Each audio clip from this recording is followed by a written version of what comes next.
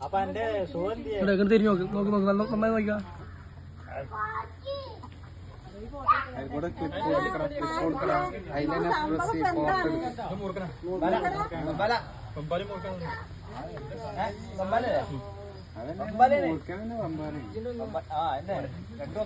പക്ഷെ അത് കൃഷ്ണേട്ടനോട് വന്ന് ഇതിന്റെ അതേ സെയിം സാധനം തന്നെ